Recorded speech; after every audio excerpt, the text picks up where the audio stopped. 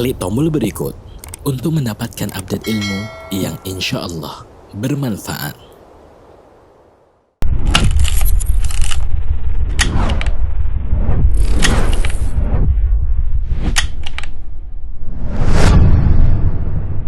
Atau jadikan bulan ini bulan yang penuh dengan keimanan dan keamanan, bulan yang penuh dengan keselamatan dan keislaman Rabbku dan Rabbmu Allah. Awal masuk malam Ramadan, kata Nabi SAW, sufidati syayatinu wa maradatul jin. Setan-setan dan jin-jin yang sangat jahat itu dibelenggu, diikat pakai rantai. Wa ghulliqat abwabun nar falam yuftah minha bab, dan pintu-pintu neraka ditutup, tidak ada satupun pintu neraka yang dibuka. Pintu neraka yang berjumlah 7 itu semuanya ditutup. Wa futihat abwabul jannah falam yughlaq minha bab, dan pintu-pintu surga dibuka, tidak ada satupun pintu surga yang ditutup. Pintu salat, pintu babur rayyan, pintu sedekah, pintu haji, pintu jihad, semua pintu itu dibuka. Dan tidak ada satupun pintu yang ditutup. Wa yunadi munadin, kemudian ada penyeru yang menyeru. Suara itu terdengar, mungkin tidak di telinga kita, mungkin di hati kita, mungkin lewat telinga kita dari khatib-khatib yang menyampaikan ceramah-ceramah mereka. Yang jelas ada penyeru. Seruan itu mengatakan, ya baghiyal khair aqbil, wa ya baghiyash syarr aqsir. Wahai orang yang ingin kebaikan, apakah engkau termasuk peminang bidadari? Apakah engkau termasuk orang yang ingin berubah jadi lebih baik? Banyak di antara kita yang selalu mengatakan, insya Allah Ustaz, anak akan bertobat, anak akan kembali kepada Allah, anak ingin hijrah, anak ingin lebih baik. Ini saatnya untuk jadi lebih baik. Ya baghiyal khair, engkau ingin kebaikan, benar niatmu. Nih Allah sudah sediakan bulan Ramadan, ayo ke sini. Jangan ditunda-tunda mengikuti bisikan iblis. Wa ya baghiyash syarr aqsir. Wahai orang yang punya keinginan berbuat jahat, tahan. Saatnya kita mengendalikan diri kita, nafsu kita. Kita mengontrol diri kita sendiri. Kita nggak mau dikontrol oleh orang lain. Kita nggak suka disuruh-suruh sama orang, nggak suka. Tapi kenapa sebagian kita suka disuruh sama syaitan? Syaitannya udah dibelenggu, tapi tetap keinginan berbuat jahat itu ada. Setannya istirahat, bukan istirahat sih. Katanya istirahat menggoda manusia, dia dibelenggu, disiksa. Kemudian manusianya masa nggak mau berbuat kebaikan? Lalu kata Nabi SAW, walillahi utaqa'u minan nar, wa dhalika kulla laylah. Dan Allah itu di bulan Ramadan memiliki, apa istilahnya, kalau tahanan yang dikasih remisi ya, dikasih keringanan hukumnya. Kalau di bulan Ramadan ini ada orang-orang yang dibebaskan, bukan diringankan, tapi divonis bebas dari api neraka. Allahumma ajirna minan nar, Allahumma ajirna minan nar. Haibati fillah, namun sebagian ada yang berpuasa berulang kali sampai umur dia 40 tahun, sampai umur dia 50 tahun, melewati malam-malam Al-Qadar, Lailatul Qadar. Sayangnya dia belum merasakan indahnya Ramadan. Puasa seakan nggak puasa. Apa penyebabnya? Belum ada cinta di hati dia. Masalahnya kita nih, tatkala kita mengerjakan sesuatu tanpa cinta, yang akan kita dapatkan kelelahan, kecapean, dan penyesalan pada akhirnya. Berapa banyak umat Islam yang beribadah tapi tidak menikmati ibadah tersebut. Berulang kali dilakukan ibadah tersebut, yang ada masih terbebani. Ketahuilah bahwasanya Allah Jalla Jalaluh ketika mensyariatkan puasa sebagai salah satu rukun Islam yang dilaksanakan di bulan Ramadan, karena Allah sayang sama kita. Kita ini semua ngaku muslim, maka Allah turunkan perintah-perintahnya, Allah turunkan larangan-larangannya, sehingga nampak yang Islam beneran dan yang pura-pura Islam. Allah mengatakan, ahasiban nas ayyutraku ayyaqulu amanna wa hum la yuftanun. Walaqad fatanna alladhina min qablihim falaya'lamanna Allahu alladhina sadaqu walaya'lamanna al-kadhibin. Apakah manusia mengira dengan mereka mengatakan kami beriman, saya bersyahadat, saya mengatakan asyhadu an la ilaha illallah wa asyhadu anna Muhammadar Rasulullah, lalu dengan dia mengucapkan hal itu, dia dibiarkan begitu saja tanpa dites, tanpa diuji kebenaran ucapan dan persaksian dia. Kata Allah, kami benar-benar telah memberikan fitnah, ujian kepada umat-umat sebelum kalian. Ujian itu bisa bentuknya perintah, bisa bentuknya larangan, sehingga nampak mana yang benar-benar beriman dan mana yang pura-pura beriman. Muncul, kelihatan tuh, nampak bagi Allah. Allah udah tahu, tapi Allah hanya menampakkan mereka.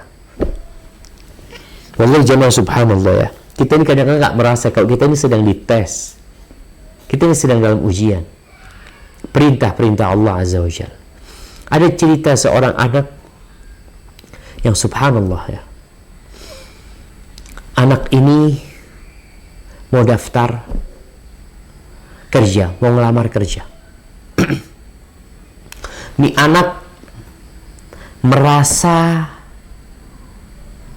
ya sama orang tuanya itu terlalu ditekan ya, disuruh ini, dilarang ini, itu macam-macam dia. Suatu saat dia berangkat menuju tempat kerja yang dia mau melamar kerja di sana. Ketika dia masuk ke tempat kerja itu, dia ngeliat tempatnya becek. Ternyata ada keran yang masih hidup. Dia selalu ingat, biasanya orang tuanya itu teriak-teriak nyuruh dia, "Fulan, tutup kerannya, udah penuh airnya." Dia ingat suara orang tua itu, maka dia tutup. Dia melihat lampu di gedung ini belum sampai mungkin ke lantai berapa tempat tesnya. Dalam perjalanan menuju ke tempat tesnya itu, dia lihat lampu hidup semua, ruangan ini kosong, hidup lampunya. Dia ingat ucapan orang tuanya, "Nak, matikan lampu supaya nggak boros listriknya." Dia matikan itu lampu. Dia lihat di taman itu, subhanallah, ada air yang ada selang yang menyirami yang udah basah, maka dia pindahkan ke tempat lainnya. Dia ingat teriakan ayahnya. Subhanallah. Sampai dia ke atas, dia ngeliat nih orang-orang yang hadir mau tes ini, ada yang pakai dasi ya, yang rapi, yang dengan mapnya macem-macem.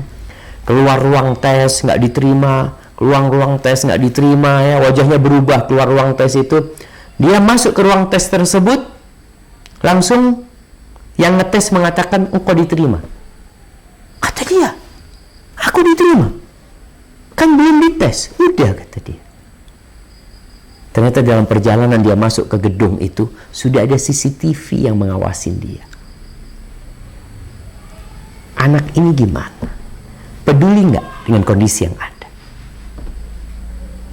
Jadi perintah-perintah Allah Azza wa Jalla itu adalah tes buat kita. Kita jalankan enggak? Kepedulian kita sama orang lain. Dikasih orang miskin, kok peduli enggak? Ada orang yang nggak peduli, tetangganya miskin, nggak peduli. Makanya Allah Azza wa Jalla mensyariatkan ibadah bukan cuma Ramadan. Semua ibadah itu adalah untuk menguji apakah kita beriman atau pura-pura beriman. Oleh karena itu, orang yang mengerjakan perintah Allah, ujian Allah dengan senang hati, dia akan menjalani tes ini dengan bahagia. Makanya masalahnya kadang-kala kita nggak punya kecintaan dengan perintah Allah. Kita merasa terbebani dengan syariat Allah. Kata Nabi alaihi salatu wassalam, "Thalathun man kunna fihi wajada bihinna halawatul iman." Ada 3 hal. Barang siapa yang 3 hal ini ada pada diri dia, maka niscaya dia akan merasakan halawatul iman. Manisnya beriman. Bayangkan, iman itu ada manisnya ternyata, ada rasanya. Antum kalau dikasih gulai, nggak dikasih garam, antum lihat hambar, apaan ini? Begitu pula ada orang-orang yang beriman, keimanan dia itu hambar, nggak ada rasanya. Kita tuh nggak enak menjadi muslim tuh kenapa? Karena memang kau nggak kasih tuh bumbu manisnya, bumbu penyedapnya. Apa yang menyedapkan? 3. Yang pertama, ayyakuna Allah wa rasuluhu ahabba ilaihi mimma siwahuma. Dia menjadikan Allah dan Rasulnya lebih dia cintai dari selain Allah dan Rasulnya. Pokoknya Allah yang pertama, Nabi yang pertama, cinta dia sudah. Mau ditawarin dunia dan isinya untuk meninggalkan Allah dan Rasulnya, maka orang kayak gini, kalau antum udah punya cinta sama Allah, kita kalau bicara cinta sama Allah panjang lagi. Gimana kita mencintai Allah? Kenapa kita mencintai Allah? Apa hal-hal yang membuat kita cinta sama Allah? Yang jelas Allah itu yang menciptakan kita, yang memberikan segalanya kepada kita. Kalau ada orang kasih tangan sama kita, kalau ada orang kasih mata sama kita, satu mata kita buta lalu kita dikasih mata sama dia. Kalau ada orang mensedekahkan sedikit hatinya buat kita, atau ginjalnya satu sama kita, gimana kita akan berterima kasih sama dia? Gimana kita nggak akan sayang sama tuh orang? Kalau ada orang yang kasih rumah sama kita, kasih kendaraan sama kita, kasih semuanya sama kita nggak sayang sama dia, Masya Allah. Kita akan sayang. Gimana Allah yang ngasih semuanya sama kita? Yang kedua, wa an la yuhibbal mar'a illa lillah. Tidaklah dia mencintai seseorang kecuali karena Allah. Artinya hubungan dia dengan manusia bukan karena kepentingan, bukan karena untuk mengeksploitasi manfaat dari mereka, tapi karena Allah Azza wa Jalla. Ana nggak ada urusan sama antum. Antum mukmin, ana cinta sama antum. Di sini kita akan lihat betapa indahnya pertemanan ketika didasari dengan cinta kepada Allah Azza wa Jalla. Yang ketiga, wa an yakraha an ya'uda ilal kufr. Dia benci untuk kembali kepada kekufuran. Nggak ada dalam benak dia untuk murtad, untuk keluar dari Islam, nggak ada sama sekali. Sebagaimana kebencian dia untuk dilemparkan ke dalam api neraka. Kalau orang melihat neraka, jangan neraka, melihat rumah yang terbakar, kemudian melihat di dalam rumah tersebut ada kuali dan besi yang sedang mendidih, kira-kira antum mau dimasukkan ke sana? A'udzubillah. Dia benar-benar benci untuk kembali kepada kekufuran, sebagaimana kebencian dia untuk kembali untuk masuk ke dalam neraka. Inilah yang membuat banyak orang beribadah tapi tidak merasakan indahnya ibadah tersebut. Ahibati fillah, kalau kita lihat Allah mewajibkan ibadah, kita lihat rukun Islam lah. Yang kedua, sholat. Sholat ini ibadah ya fisik lah, tapi dilakukan tiap hari. Dituntut kita untuk beribadah tiap hari dengan fisik kita, tapi nggak lama, 5 menit, 10 menit, 5 kali sehari. Ini ujian, tes, lulus nggak engkau. Tapi tes harian, ada tes tahunan. Tes tahunan ini 2, yang berkaitan dengan harta dan berkaitan dengan tubuh kita. Yang pertama, puasa. Ini berkaitan dengan tubuh kita. Ada orang yang Masya Allah, sholatnya rutin, tekun, tapi untuk nahan makan nggak bisa, nahan nafsunya nggak mampu. Allah kasih ini, kasih puasa Ramadan. Beranikah engkau atau kuatkah engkau untuk menahan nafsumu? Orang semua suka makan, tiap hari dia makan, setahun sekali nggak makan, dari fajar terbit sampai matahari terbenam. Nafsu kepada wanita, bagaimana dia belajar menahan juga. Ini tubuh kita. Dan orang macam-macam. Ini yang wajib, harus engkau melewatin ini. Semuanya harus melewatin ini. Kemudian yang setahun sekali juga ada berkaitan dengan harta, zakat. Yang kalau sudah sampai nisabnya, sampai 1 hal untuk zakat harta, maka dia wajib mengeluarkan.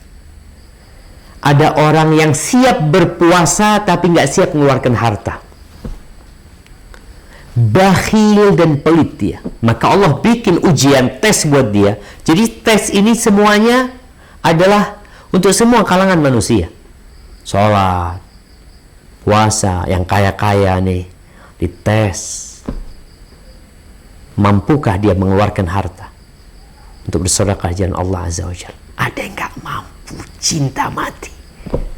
Maka Allah katakan, wa innahu lihubbil khairi la syadid.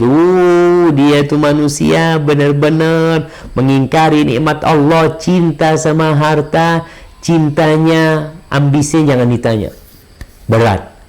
Kalau sakit itu banyak manusia yang sudah stadium 4 kecintaannya kepada harta. Allah kasih tes zakat yang wajib nih, belum yang sunnah-sunnah. Kita masih bicara yang wajib. Semua tes itu diberikan. Baik. Nanti ada lagi yang seumur hidup sekali.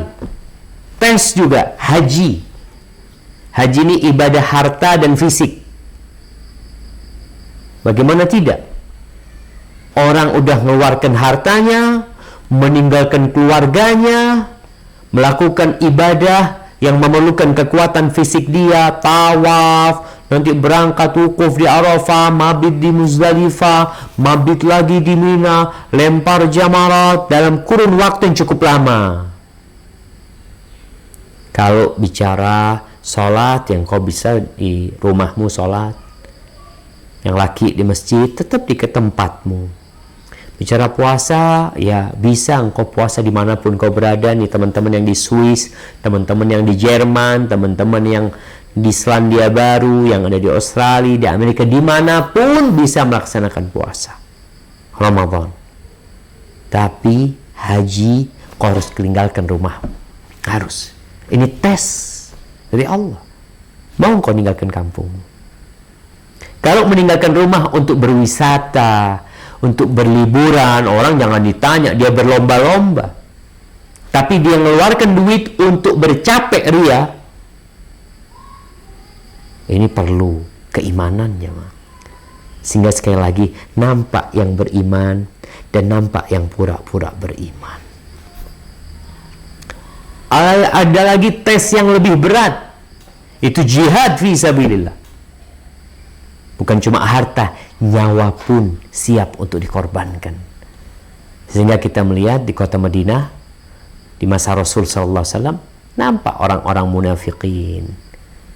Ketika bicara sholat berjamaah di masjid, kelihatan tuh mana yang pura-pura beriman. Kalau isya sama subuh nggak ke masjid, itu tanda orang-orang munafikin. Kalau suruh sedekah, mengeluarkan zakat, pelit, tanda orang-orang munafikin, pura-pura beriman. Kemudian kalau suruh berjihad, banyak alasan, ini itu macam-macam. Aku takut kalau aku ikut berjihad bersamamu menuju ke negeri Romawi, aku nih orangnya gampang terfitnah dengan perempuan-perempuan yang blonde, yang rambutnya pirang itu, aku nggak mau berangkat jihad. Nampak lagi muncul yang pura-pura beriman. Jadi tes-tes itu diberikan agar tampak mana yang beriman dan mana yang tidak beriman. Kalau bicara hikmah Ramadan, banyak sekali hikmah puasa Ramadan ini. Allah sudah sebutkan di surah Al-Baqarah ayat 183. Ya, sebuah ayat yang sering kita dengar ya. Bahkan kita mungkin udah menghafalnya. Allah berfirman, ya ayyuhalladzina amanu kutiba alaikumus siyam kama kutiba alal ladzina min qablikum la'allakum tattaqun. Wahai orang-orang yang beriman. Tes buat orang yang beriman. Kutiba alaikumus siyam. Telah ditetapkan kewajiban berpuasa atas kalian. Sebagaimana hal ini telah diwajibkan atau ditetapkan kewajibannya buat orang-orang sebelum kalian. Tujuannya apa? La'allakum tattaqun, agar kalian bertakwa. Subhanallah jemaah. Allah tuh nggak ingin memberatkan kita. Allah tidak ingin menyusahkan kita. Emangnya Allah butuh kita lapar, kita haus? Allah nggak perlu sama haus yang kita tahan, ada makanan kita tahan. Allah nggak perlu. Kita yang sedang perlu dengan hal itu. Pernah melihat tentara? Kenapa tentara itu sabar? Kalau bahasa Anda mungkin disiksa dengan latihan-latihan mereka. Lari, berendam di air, lewat lumpur, dilemparkan dari pesawat, terjun payung, nyebrangin sungai, dilepas di hutan, nggak dikasih makanan. Pertanyaannya, siapa sebenarnya yang butuh? Mereka yang butuh. Sehingga mereka sabar. Disuruh lari ya lari. Ada yang nggak lulus tes, keluar. Tapi tes ini memang benar-benar tujuannya untuk memunculkan siapa yang layak menyandang nama sebagai tentara, atau kalau dia sudah tinggi perwira umpamanya.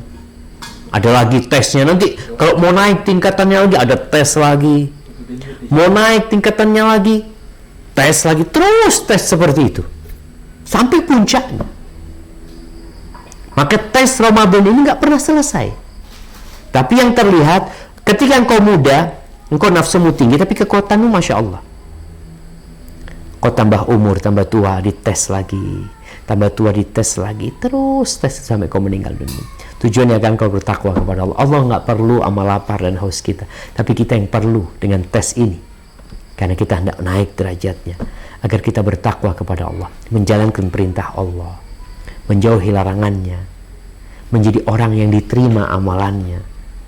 Makanya Allah mengatakan innama yataqabbalullah minal muttaqin. Allah itu hanya menerima dari orang-orang yang bertakwa. hanya dari orang-orang yang bertakwa.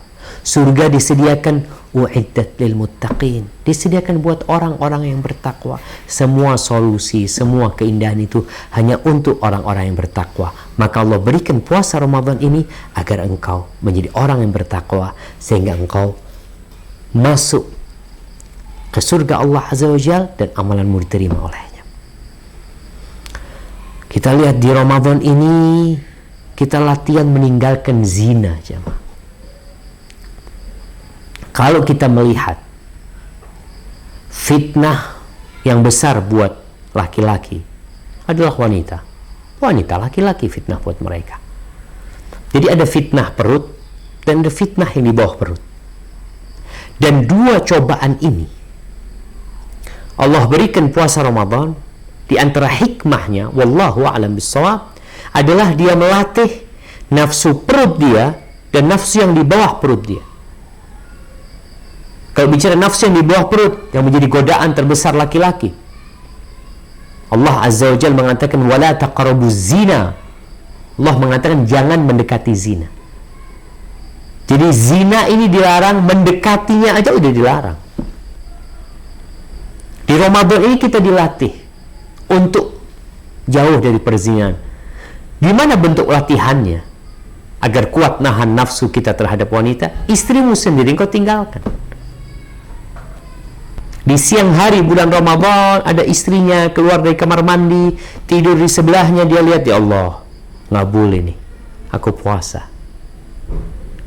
Dan ketika engkau melanggar, kau dihukum. Yang halal buat engkau, tapi engkau melanggar ketika itu diharamkan buat dirimu, engkau akan dihukum. Apa hukuman orang yang menggauli istrinya di siang hari bulan Ramadan? Apa jemaah?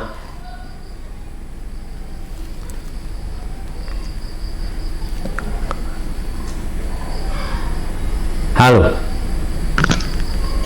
Haram, Ustaz. Hukumannya apa? Iya. Kalau haram, iya. Terus hukuman buat dia? Berdosa. Dia harus menebus dosanya dengan apa? Puasa 2 bulan berturut-turut, Ustaz. Puasa 2 bulan berturut-turut. Yang lainnya?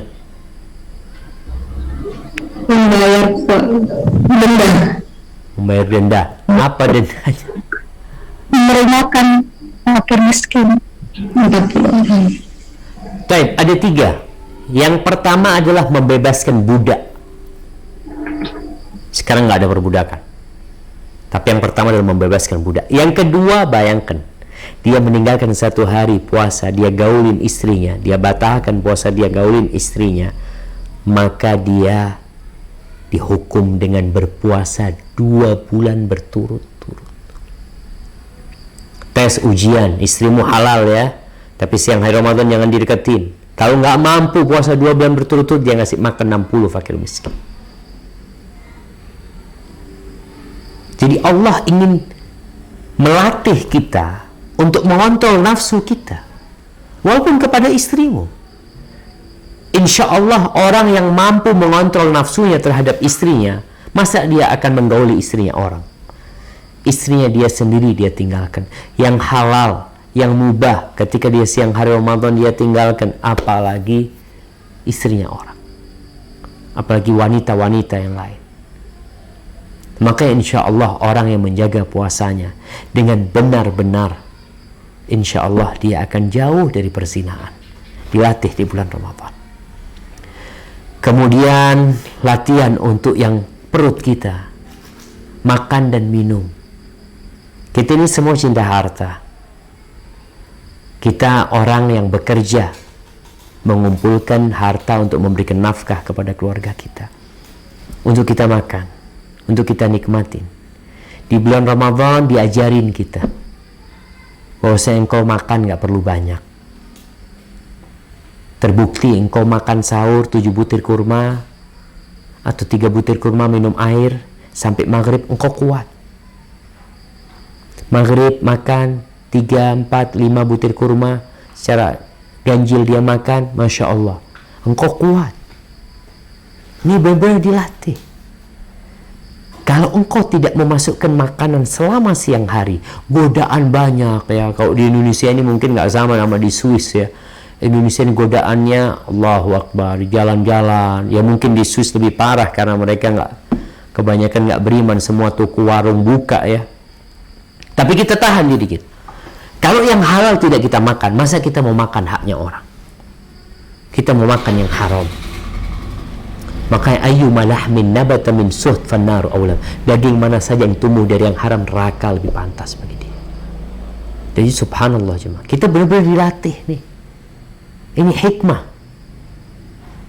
Sehingga engkau jangan mau diperbudak sama perutmu. Yang engkau perlukan makanan tidak banyak. Bahkan Nabi SAW ketika memberikan arahan kepada kita untuk makan, apa kata beliau? Ma mala'a adamiyun wi'aan syarran min batan. Tidak ada satu wadah yang lebih buruk yang dipenuhi oleh manusia yang lebih buruk dari perutnya dia. Kita kerja buat makan, kuliner sana, kuliner sini.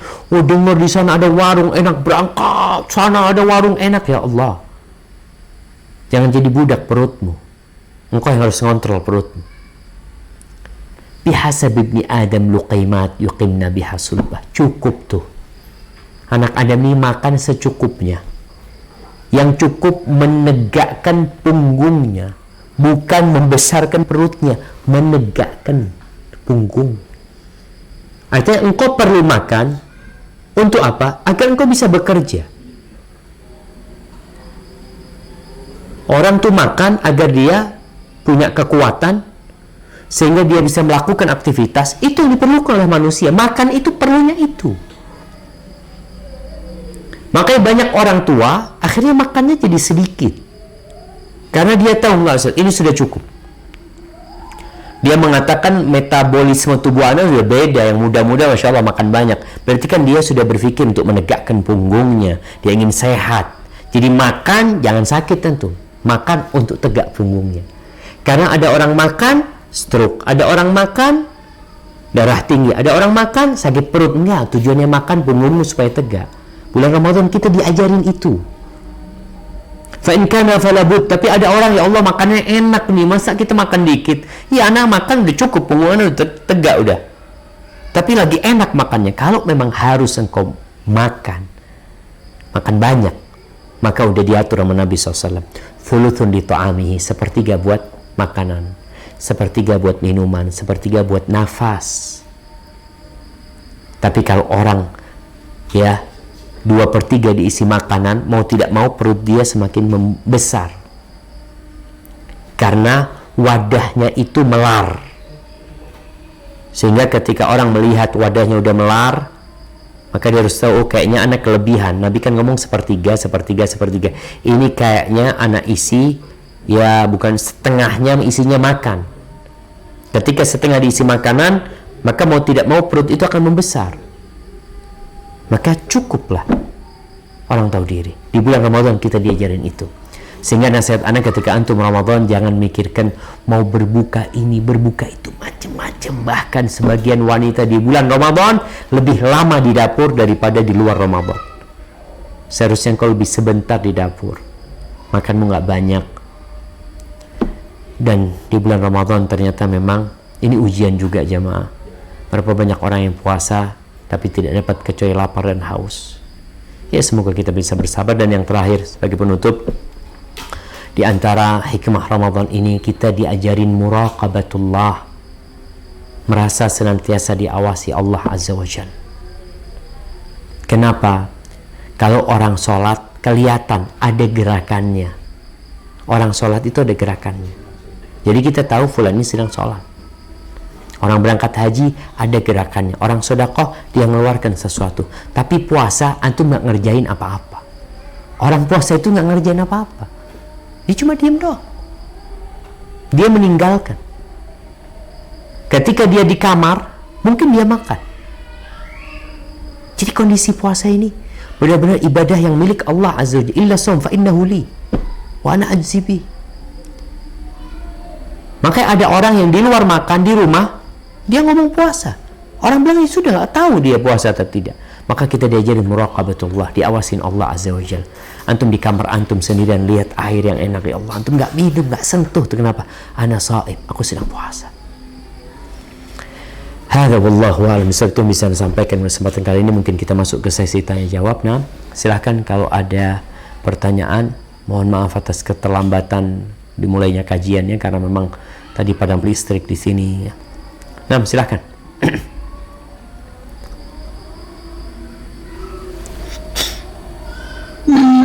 Assalamualaikum Ustaz. Waalaikumsalam warahmatullahi wabarakatuh. Saya ada satu pertanyaan mengenai waktu dia puasa, Ustaz. Kebetulan kami tinggal di Eropa, tepatnya saya di Jenewa. Nah, pertanyaan saya, ketika kami puasa itu sangat panjang sekali, Ustaz, waktunya. Subuhnya itu bisa jam 4 pagi, kadang-kadang setengah 4 pagi. Kemudian bukanya sangat telat, Ustadz, jam 10 malam. No. Nah, ada beberapa negara dan orang di negara tersebut berbuka sesuai dengan Indonesia. Nah, bagaimana hukumnya, Ustadz? Zen. Jadi orang Indonesia berbuka sesuai dengan orang Indonesia. Orang Afrika sesuai dengan orang Afrika. Orang mana jadi ikut negaranya masing-masing. Ahibati fillah, kita tahu ibadah puasa ini ditentukan dengan terbitnya fajar dan tenggelamnya matahari. Begitu pula dengan sholatnya. Kita sholat maghrib nggak mungkin umpamanya di Jenewa adzan maghrib jam berapa? Jam berapa adzan maghrib? Jam 8 Ustaz. 8.15 kira-kira. Jam 8. 8.30. 8.30. Masa mau sholat maghribnya jam 6? Indonesia ini bentar lagi kita adzan nih. Bentar lagi kita adzan di sini. Masa antum mau ikut sholat maghrib? Oh, tempatnya Ustaz sudah adzan. Indonesia sudah adzan, sholat maghrib enggak. Jadi semua waktunya sudah diatur. Maka kalau ada orang Indonesia yang berpuasa ikut orang Indonesia, silahkan, nggak apa-apa, tapi ke Indonesia. Di Indonesia pun tergantung tempatnya di mana. Di Jakarta mereka baru adzan maghrib setengah jam setelah kita. Subuhnya juga seperti itu, setengah jam setelah kita. Maka orang di Jakarta nggak sama dengan orang di Indonesia. Di mana? Di Jember. Jadi syariatnya ini ikut matahari fajar terbit dan matahari tenggelam. Makanya Allah Azza wa Jal mengatakan, kulu washrabu hatta yatabayyana lakumul khaytul abyadu minal khaytil aswadi minal fajr. Jadi fajar itu sebagai awal dari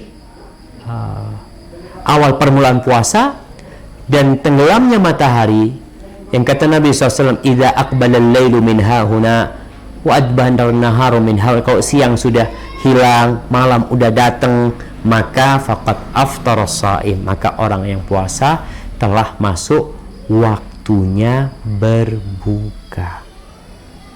Seperti itu. Jadi kesian, perlu dikasih pengarahan mereka, dan ini memang ya mungkin karena kurangnya ilmu mereka akhirnya merasa anak kan orang Indonesia maka puasa ikut orang Indonesia. Bahkan pernah kita berangkat umroh di bulan Ramadan, ya Allah, umroh di bulan Ramadan. Kita itu biasanya berangkat dari Jakarta jam 3 atau jam 2. Kemudian anak biasanya nggak puasa, anak berbuka. Kenapa anak nggak puasa? Karena musafir itu ada rukhsah untuk tidak berpuasa. Kita itu baru berbuka nanti di Riyadh, di Saudi. Karena kita menuju ke arah siang. Jadi Saudi itu masih siang, nggak tenggelam-tenggelam mataharinya itu. Kita itu nggak tenggelam-tenggelam, baru tenggelam nanti kita sampai Riyadh. Jadi perjalanan setelah 7 jam atau 8 jam baru masuk. Orang-orang Indonesia sebagian, enggak, ini sudah adzan di Indonesia. Ya, di Indonesia udah adzan, di sana mereka berbuka. Tapi di sini belum adzan, matahari masih terbit. Enggak, saya orang Indonesia. Akhirnya dia berbuka. Maka Allah memberikan keringanan. Maka buat teman-teman yang di Jenewa atau yang di tempat-tempat yang siangnya panjang, ketika engkau sakit karena panjangnya waktu, subhanallah, ada rukhsah bagimu, orang yang sakit boleh nggak puasa, tapi wajib menggantinya. Boleh menggantinya nanti di waktu-waktu yang siangnya pendek, silahkan. Ada mungkin siangnya cuma 10 jam, alhamdulillah, silahkan engkau berpuasa selama 10 jam. Kalau memang kau nggak mampu, ini bagi yang tidak mampu, yang sakit ya. Tapi yang tidak, ikut aturannya. Hada wallahu a'lam bissawab. Terima kasih Ustaz. Pak Ustadz, Nah. saya bisa bertanya untuk puasa di musim dingin, kita biasanya puasa bisa sampai 17 jam. Tapi di musim panas kita bisa puasa kurang dari 12 jam. Yang saya mau tanyakan, bagaimana pahalanya, Pak Ustadz? Masya Allah. Ini pertanyaan yang mantep nih jemaah. Kita bicara pahala nih. Sahih.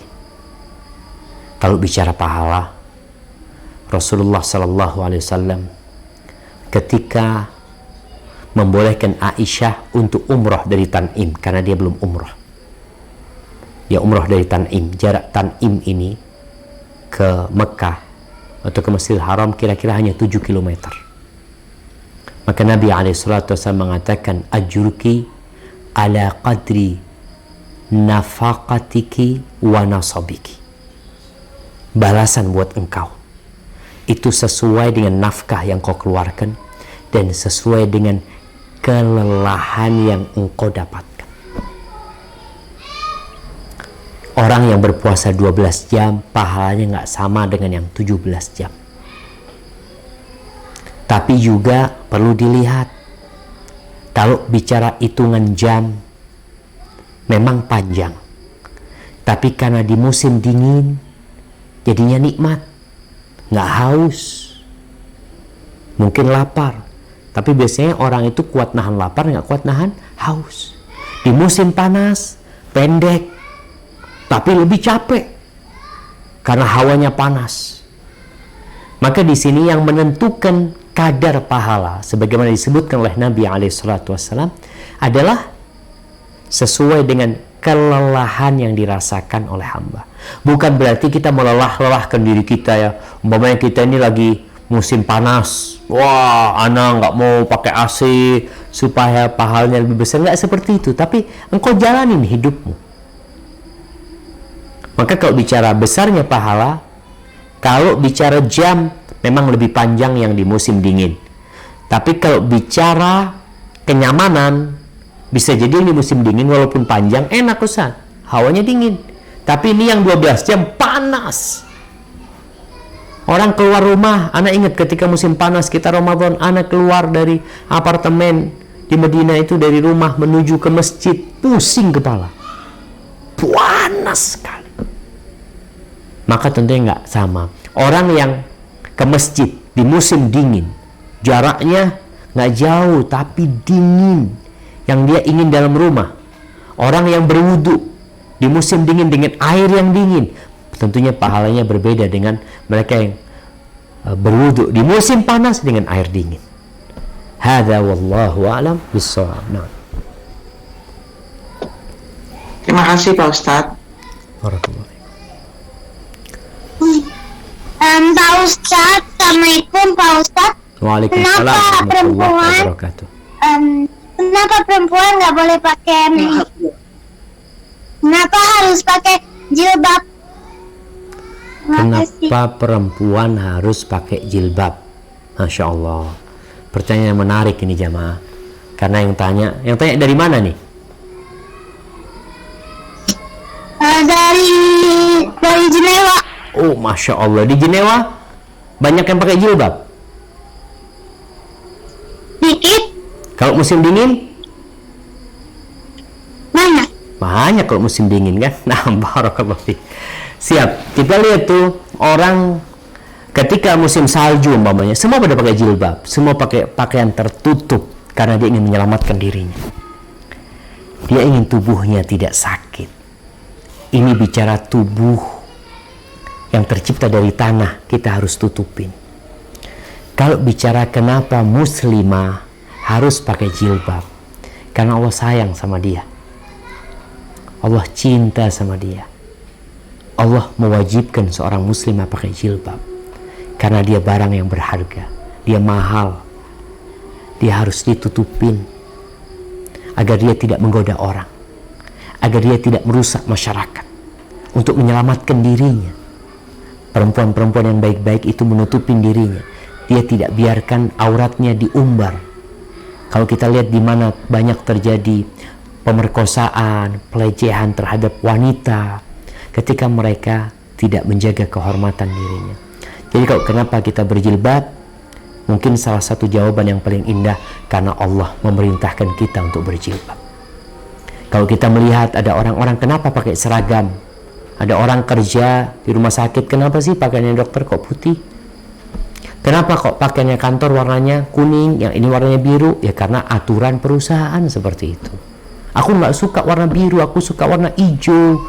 Aku kepingin pakai warna hijau, nggak boleh. Kenapa nggak boleh sih? Karena ini aturan. Kita nih manusia ciptaan Allah. Allah yang kasih mata sama kita, Allah yang kasih tangan sama kita, Allah yang kasih rambut yang indah buat perempuan, Allah yang kasih tubuh yang indah buat wanita. Lalu Allah yang menyuruh dia tutupin auratmu, kecuali buat orang-orang yang Allah perbolehkan. Sehingga kita ikut aturan Allah SWT. Jadi kalau ada orang kok mengekang, itu aturan-aturan di perusahaan mengekang juga. Ketika harus pakai baju warna biru. Sekarang nih COVID-19, kenapa harus pakai APD? Harus pakai masker, harus pakai ya alat pelindung diri, ini macam-macam. Semua tujuannya untuk melindungi diri kita. Dan seorang wanita ketika memakai jilbab untuk melindungi tubuhnya di dunia dari menggoda orang, dan digoda orang, dan di akhirat melindungi tubuhnya dari api neraka, bukan dari COVID-19 tapi dari api neraka. Barakallahu fiik. Ustaz, misal dulu Pak Ustaz, Nah,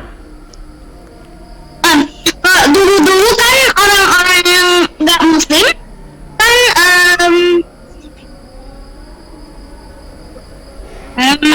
ratain orang muslim, misalnya pakai nggak kelihatan hidung, mulut, kan ada orang yang gitu. Sekarang soalnya karena orang muslim pakai itu, sekarang jadi ada masker. Benar kan? gimana? Dulu kan ada orang muslim yang ketutupan mulutnya sama hidungnya. Ya. Terus kan orang-orang Kristen yang nggak muslim dan semuanya itu kan ngatain orang Islam. Terus sekarang karena orang Islam kita bisa jadi dapat masker.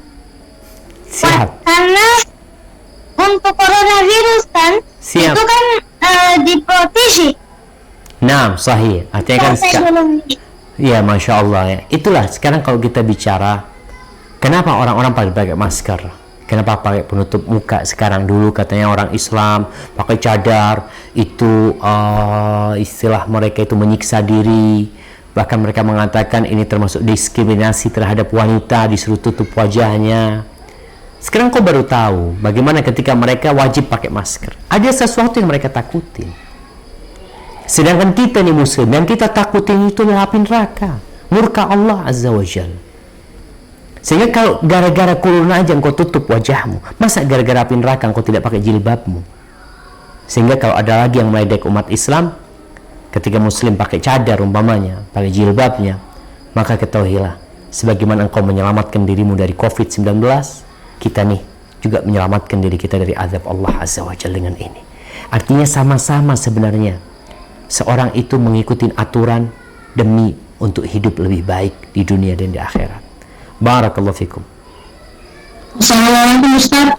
Waalaikumsalam warahmatullahi Terima kasih wabarakatuh. Pak Ustaz. Siap. Mau Sama-sama. tanya Ustaz, soal puasa, kalau yang untuk ibu hamil dan menyusui itu kan sudah bayar fidyah. Apa itu wajib juga bayar puasa? Terima kasih Ustaz. Ya, barakallahu fikum ya. Nah, berkaitan dengan ibu hamil dan menyusui. Jadi masalah ini memang ada khilaf di antara para ulama. Apakah ibu hamil dan menyusui yang tidak mampu berpuasa? Ingat, bukan berarti ibu hamil itu nggak wajib puasa. Ibu menyusui itu bukan nggak wajib puasa. Mereka tetap wajib berpuasa. Tapi karena nggak mampu, akhirnya dia berbuka. Jadi nggak otomatis. Ada perempuan yang hamil, Masya Allah, Anda punya istri ketika bulan Ramadan hamil, dia selalu puasa, nggak ada masalah. Dan tidak terganggu dengan kehamilannya dan dengan dirinya. Tapi ada wanita-wanita yang lemah. Ketika dia puasa, akhirnya dia jadi lemes, sakit. Maka yang mampu berpuasa, ibu hamil, maka dia berpuasa. Yang menyusuin mampu untuk berpuasa. Ingat, bukan berarti ibu yang menyusuin tidak wajib puasa. Ibu yang menyusuin pun wajib puasa. Kalau nggak mampu, baru dia berbuka. Sekarang kalau dia berbuka, apa yang harus dia lakukan? Ada riwayat-riwayat dari Abdullah bin Abbas dan Abdullah bin Umar bin Khattab radhiyallahu anhuma bahwasanya ya mereka cukup bayar fidyah. Tapi pendapat jumhur ulama dari imam yang 4, mereka berpendapat bahwasanya dia tetap wajib mengganti puasa. Karena memang yang Allah sebutkan dalam Al-Quran Al-Karim, fa'iddatun min ayyamin ukhar faman kana minkum maridan aw ala safarin. Barang siapa yang marid, yang sakit atau dalam kondisi perjalanan, maka kewajibannya adalah mengganti di hari-hari yang lainnya.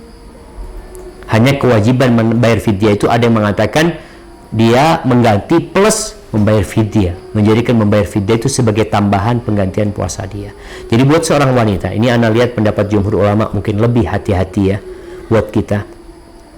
Ketika dia nggak berpuasa karena nggak mampu, maka adalah mengganti puasanya di hari-hari yang lain. Tadi mungkin dia gantinya di hari-hari yang pendek siangnya, sehingga dia bisa lebih mampu untuk berpuasa di sana. Tetap dia ganti puasanya. Ustaz, gimana Ustaz kalau kondisi dia hamil, menyusuin, hamil lagi, menyusuin lagi? Insya Allah suatu saat kau akan berhenti hamil dan berhenti menyusuin. Tapi kalau dalam proses itu kemudian kau nggak mampu, masih punya utang puasa, meninggal dunia, maka bayar fidyah. Insya Allah semoga itu cukup untuk menggantikan puasa dia.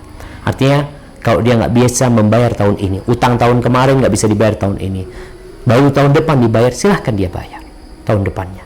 Tetap hanya berpuasa saja tanpa membayar fidyah.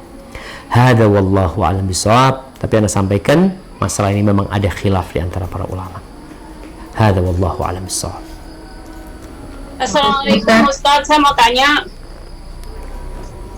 bagaimana dengan kita yang menstruasi tidak puasa, itu diganti puasanya misalnya terlambat, batal puasa tahun kemarin baru diganti tahun ini, itu apa betul jumlahnya menjadi bertambah, artinya double gitu loh? Misalnya utang puasa kita 6 hari, jadi 12 hari puasa kemarin, terus itu sekarang karena kita tidak mampu membayar pada waktu itu dan baru ada kesempatan tahun ini, itu jumlahnya jadi 12, betul nggak seperti itu? Nah, jadi utangnya jadi riba nih jemaah. Kalau 6 jadi 12, kalau 3 tahun jadi 18 gitu, seperti itu. Yang pertama, ketahuilah bahwasanya kita diperintahkan untuk mensegerakan membayar hutang. Jangan ditunda-tunda membayar hutang. Allah sudah kasih kesempatan kita membayar hutang selama 330 hari kira-kira. 330 hari engkau bisa bayar utang yang 6 hari tadi cuma. Kemudian engkau nggak bayar. Ini pertanda engkau meremehkan perintah Allah Azza wa Jalla. Kecuali ada uzur. Maka buat orang yang menunda pembayaran, hendaklah dia bertobat kepada Allah Azza wa Jalla. Memohon ampun atas kesalahan dia, atas kelalaian dia menunda-nunda. Kemudian ketika dia membayar tahun depan, dia bayar tetap hari yang nggak bertambah. Hanya hendaklah orang itu memperbanyak puasa sunnah. Orang ini jemaah, seorang muslim, kalau dia punya puasa sunnah, yang wajib insya Allah lunas. Tapi kalau dia nggak puasa 6 hari di bulan Syawal yang sunnah, ya mungkin dia nggak puasa 10 awal Dzul Hijjah, dia nggak puasa Senin Kemis, maka untuk membayar yang 6 hari itu berat. Maka nasihat ana, hendaklah mendawamkan berpuasa sunnah. Paling tidak ini dalam sebulan 3 hari. Seperti wasiat Nabi SAW, 3 hari lah. Engkau ambil 3 hari, mau ambil Senin, Kemis, Senin, mau ambil 13, 14, 15 di pertengahan bulan, insya Allah puasamu akan lunas. Tapi kalau engkau meremehkan puasa wajib yang sunnah, jangan ditanya. Hadza wallahu a'lam bishawab. Jadi bayarnya tetap, tapi dia harus bertobat memohon ampun kepada Allah Azza wa Jalla. Ustaz, mau tanya lagi. Gantian Bu. Satu-satu pertanyaan. Ini udah mau azan di sini. Ya. Ini bentar lagi azan. Ustaz, boleh Afwan? Siap. Assalamualaikum warahmatullahi wabarakatuh, Ustaz. Waalaikumsalam warahmatullahi wabarakatuh. Saya Irma dari Jerman, Ustaz. Masya Allah, ahlan wa sahlan. Ustaz, ini ada pertanyaan. Kan kita ketahui bahwa ada perbedaan mazhab yang bagi wanita haid tidak boleh membaca Al-Quran atau memegang mushaf. Saya mengambil hilaf ulama yang kesehari-hariannya itu mengambil ulama yang melarang untuk membaca Al-Quran di saat haid. Tetapi pada saat Ramadan saya ingin mengambil yang membolehkan karena ingin mengejar pahalanya, Ustadz. Gimana itu, Ustadz? Nah. Mohon pencerahan. Akhwat. Assalamualaikum warahmatullahi wabarakatuh. Waalaikumsalam warahmatullahi wabarakatuh. Iya. Jadi ketika kita berpendapat dengan satu madhab, kita ikutin madhab tersebut. Jadi kita harus pegang itu madhab. Ketika kita berubah, bukan karena kita melihat pendapat yang lain lebih kuat, maka nggak boleh kita meninggalkan madhab tersebut. Kita berpindah madhab ini karena ini bulan Ramadan, anak mau ngaji nih di bulan Ramadan, anak ingin berharap pahala. Soalnya kalau anak nggak ngaji, anak kehilangan pahala. Padahal anti berpendapat haramnya membaca Quran bagi orang yang sedang haid. Artinya seorang yang berpendapat wanita yang sedang datang bulan tidak boleh membaca Al-Quran Karim. Berarti ketika perempuan itu membaca Al-Quran Karim, dia berdosa. Sekarang gimana di bulan Ramadan? Dosa itu anti ganti jadi pahala. Tadi disebutkan ingin berharap pahala, mencari pahala di bulan Ramadan. Maka berpindah madhab dalam kondisi seperti ini tidak diperbolehkan. Tapi kalau berpindah madhab karena dia melihat memang pendapat yang ini lebih kuat, dia mungkin berusaha untuk mengkajinya, melihat. Karena sekarang alhamdulillah mungkin sarana untuk mengkaji lebih mudah bagi orang. Kitab-kitab ada, penjelasan para ulama mungkin bisa disimak, sehingga dia berpindah madhab itu karena memang dalilnya lebih kuat, maka silahkan. Jadi bukan karena fadilah amalan tersebut, karena mau Ramadan, mau di luar Ramadan, pendapat itu tetap mengharamkan. Dan tidak ada darurat dalam kondisi seperti ini. Hadza wallahu a'lam bishawab, ya. Walaupun Anda lihat pendapat yang membolehkan membaca Al-Quran buat orang yang haid atau nifas itu lebih kuat, tapi tetap dia dilarang untuk menyentuh mushaf. Hadza wallahu a'lam bishawab. Mungkin pertanyaan terakhir sebelum azan. Ustaz. Oh iya, Ki. Saya boleh tanya satu pertanyaan lagi, Pak Ustadz. Maksudnya pertanyaan pertama saya soal puasa, Pak Ustadz. Ada orang-orang yang berpuasa karena bulan Ramadan, diartikan tidak makan, tidak minum. Sedangkan orang-orang itu misalnya tidak mengerjakan hal-hal yang sebetulnya sehari-hari juga kita kerjakan, tapi mungkin pada bulan Ramadan ada tambahannya. Misalnya membaca Al-Quran, sholat tarawih, dan lain-lain. Nah, orang-orang itu tidak mengerjakan, hanya puasa hanya tidak makan, tidak minum, tapi selebihnya mengerjakan hal-hal yang biasa. Apakah untuk orang atau apakah menjalankan puasa begitu boleh dikategorikan sebagai tidak berpuasa sama sekali, Pak Ustadz? Terima kasih. Afwan, dia ini hanya menahan makan dan minum. dari fajar terbit sampai matahari terbenam. Ya. Tapi dia sholat tetap kan? Tidak, ya, sholatnya bolong-bolong, banyak bolong. Jadi Sholat 5 waktu tidak. Dia sholat yang 5 waktu enggak? enggak juga Pak Nah. Ustadz. Iya, barakallahu fiik. Begini jemaah, kita tahu ibadah Ramadan ini disyariatkan bukan hanya untuk meninggalkan makan dan minum. Tadi kita sudah bicarakan agar kita bertakwa kepada Allah Azza wa Jalla, untuk mengontrol emosi kita, mengontrol nafsu kita, agar kita taat kepada Allah Azza wa Jalla. Kenapa antum makan? Karena Allah suruh makan. Kenapa antum tidak makan? Karena dilarang makan. Namun ada orang yang berpuasa di bulan Ramadan, ya karena suasananya semua orang pada nggak makan, nggak minum, maka dia ikut-ikutan nggak makan, nggak minum. Rasul SAW mengatakan, "Rubba sha'imin laysa lahu min siyamihi illa al-ju' wal 'atash." Banyak orang yang berpuasa, dia tidak mendapatkan pahala dari puasanya kecuali yang dia dapatkan itu lapar dan haus. Karena yang haram dia lakukan di bulan Ramadan. Kalau bicara sholat ini rukun Islam yang kedua. Yang orang meninggalkan sholat itu diragukan keislamannya. Bahkan sebagian ulama menggugurkan keislaman dia. Maka kalau ada orang berpuasa namun dia tidak sholat, wallahu alam bissawab, mungkin dia puasanya bukan lillahi ta'ala.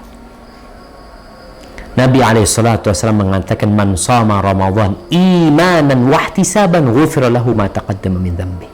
Barang siapa yang berpuasa di bulan Ramadan karena beriman kepada Allah Azza wa Jalla, dia beriman. Kenapa antum puasa? Ini perintah Allah Azza wa Jalla. Ini keimanan. Kalau dia melaksanakan karena keimanan, insya Allah dia akan sholat. Karena dia juga akan mengatakan, ana beriman, ini perintah Allah Azza wa Jalla. Wahtisaban, dan dia melaksanakan itu berharap pahala dari Allah Azza wa Jalla, maka akan diampuni dosa-dosa dia yang masa lalu. Tapi kalau dia berpuasa bukan karena iman, bukan karena berharap pahala, ya nggak ada manfaatnya buat dia. Maka sekali lagi, perintah-perintah Allah itu tes ujian buat kita agar tampak siapa yang benar-benar beriman dan siapa yang pura-pura beriman atau ikut-ikutan saja tapi dia tidak dengan tulus beriman. Hadza wallahu a'lam bishawab. Jamaah, ana mohon maaf ya karena di sini udah masuk waktu maghrib. Insyaallah kita lanjutkan pada pertemuan yang akan datang. Mudah-mudahan teman-teman yang di Swiss, yang di Jerman, yang di Eropa khususnya yang dalam kondisi benar-benar parah ya, semuanya dijaga sama Allah Azza wa Jalla. Bala ini diangkat dari seluruh muka bumi ini dan kita kembali kepada Islam, kepada keselamatan yang Allah berikan dengan semangat yang lebih baru. Intinya setelah COVID-19 kita semakin bertakwa kepada Allah Azza wa Jalla. Allahumma ballighna Ramadan. Assalamualaikum warahmatullahi wabarakatuh. Waalaikumsalam warahmatullahi wabarakatuh.